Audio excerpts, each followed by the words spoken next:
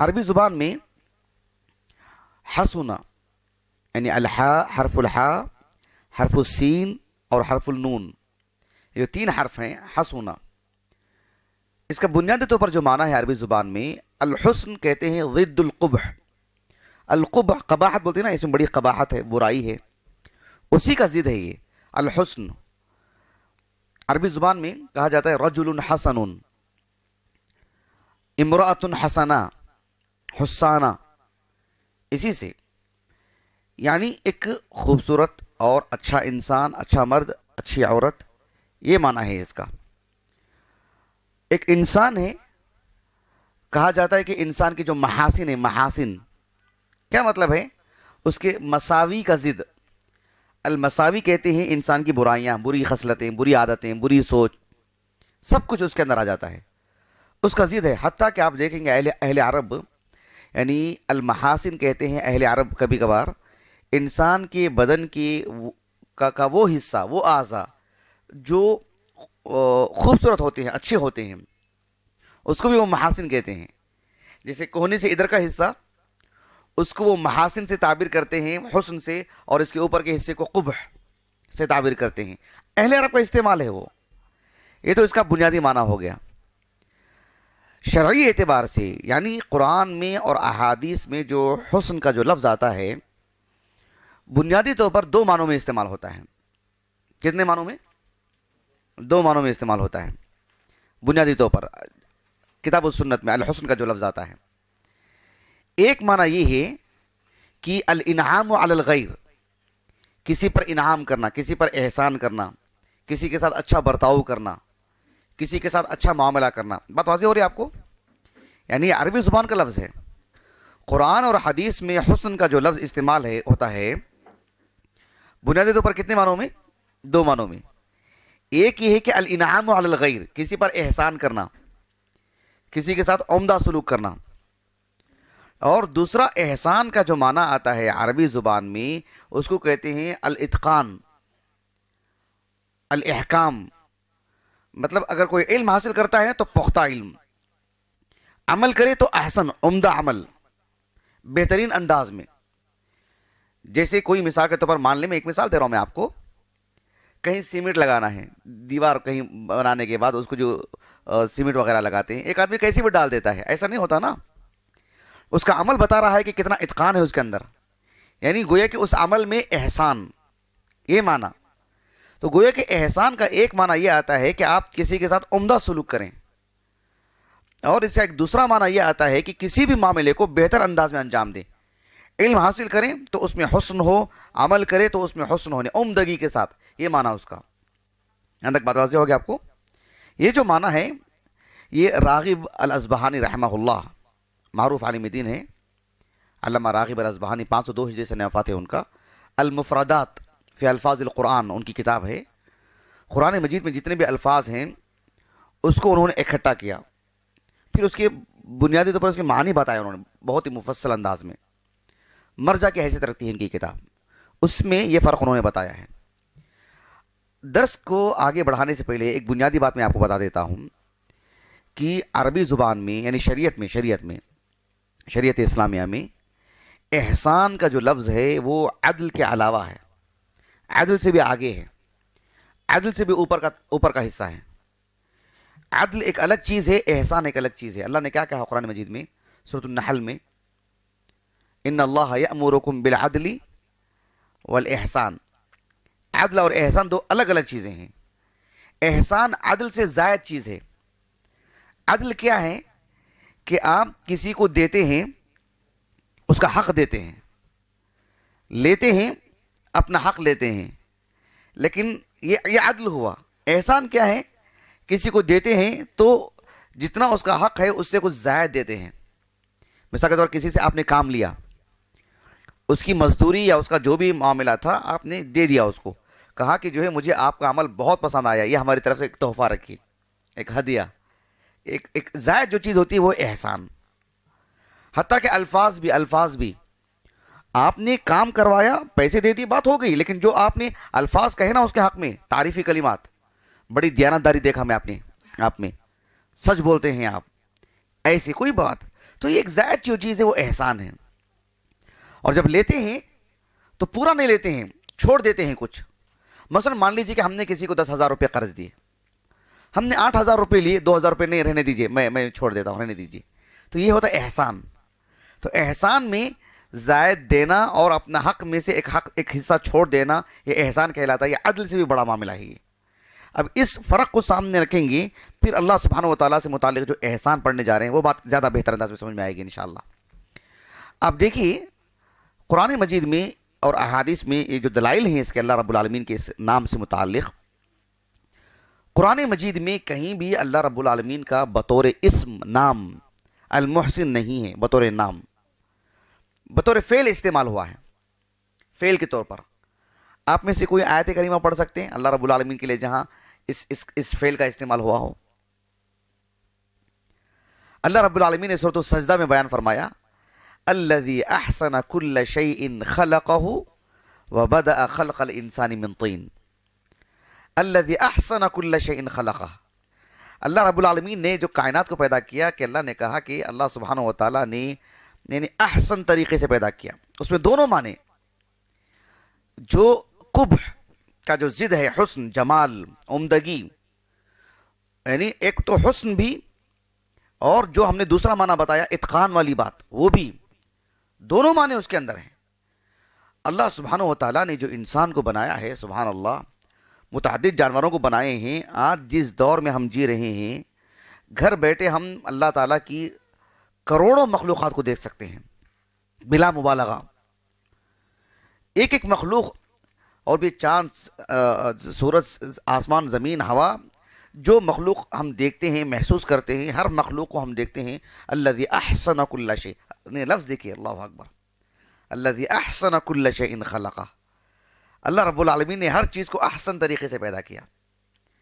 اللہ رب العالمین نے سورۃ التغابن میں بیان فرمایا, تیسری آیت کریمہ سورۃ التغابن کے بالکل آغاز میں, خلق السماوات والارض بالحق وصورکم فاحسن صورکم والیہ المصیر. آسمانوں اور زمین کو اللہ نے پیدا کیا اور تمہاری تصویر بنائی.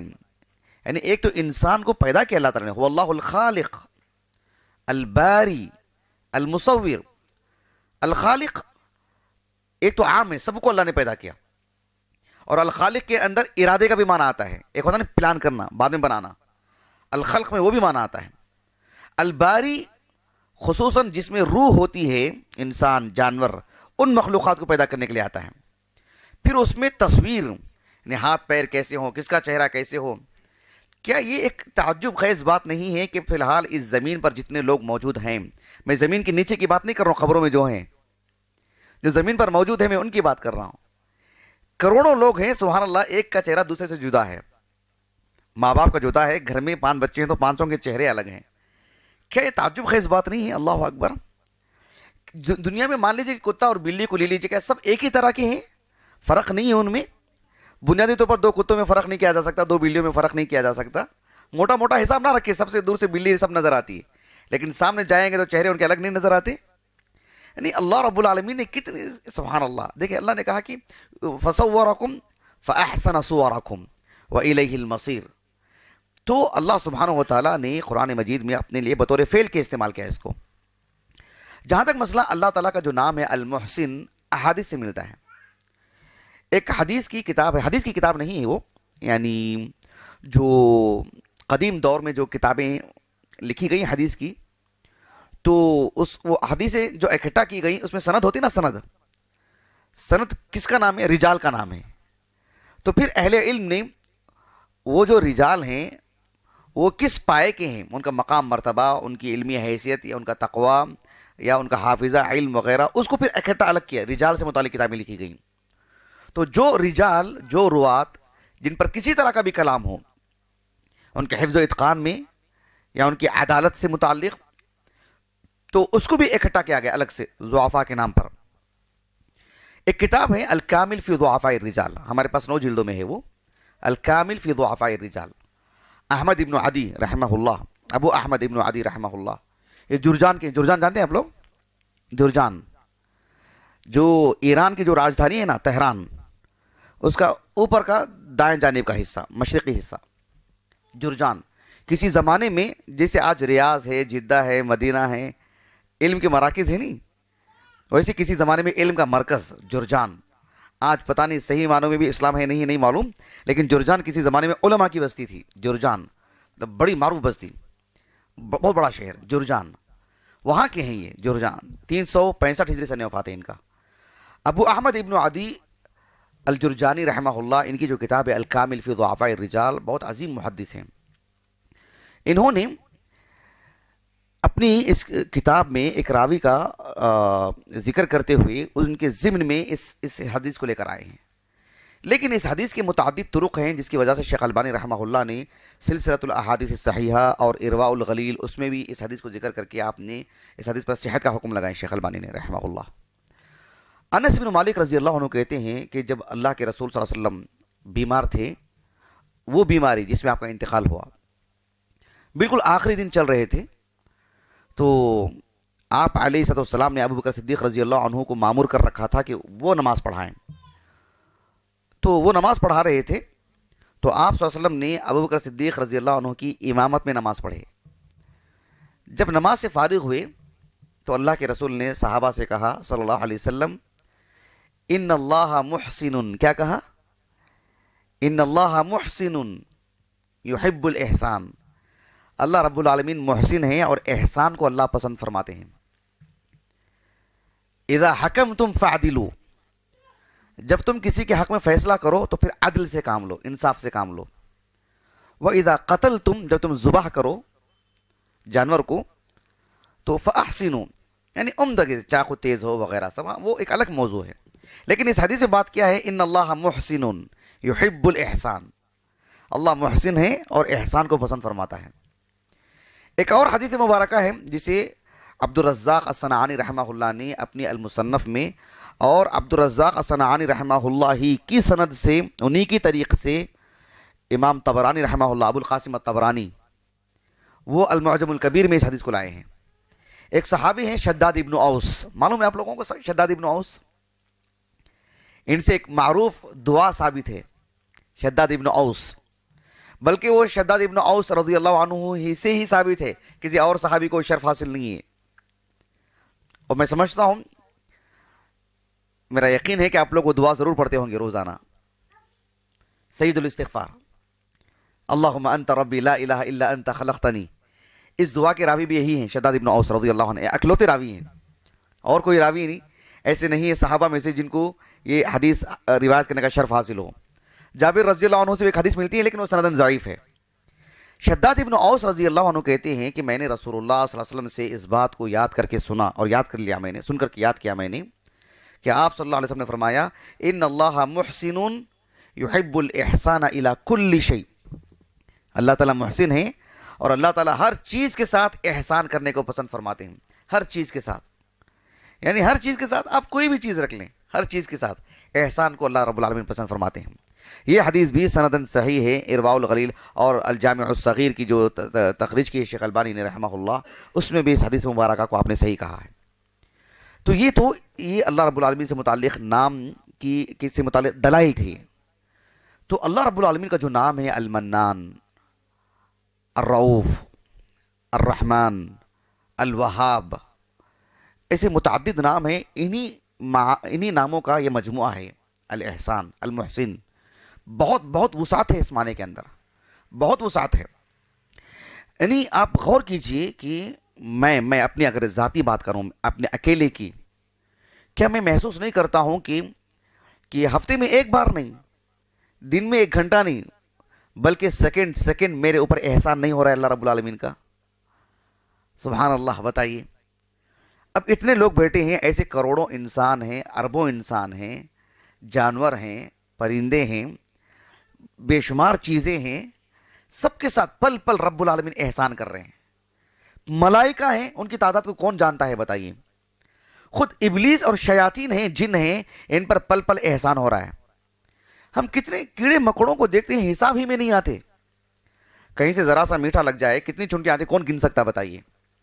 صرف ایک آدمی کے سامنے کی بات ہے. ایسے اگر پوری دنیا کی بات کریں، اللہ رب العالمین پل پل سب پہ احسان کر رہے ہیں. اللہ تعالیٰ کے احسان کی وسعت دیکھیں، اللہ اکبر. اللہ رب العالمین المحسن ہے.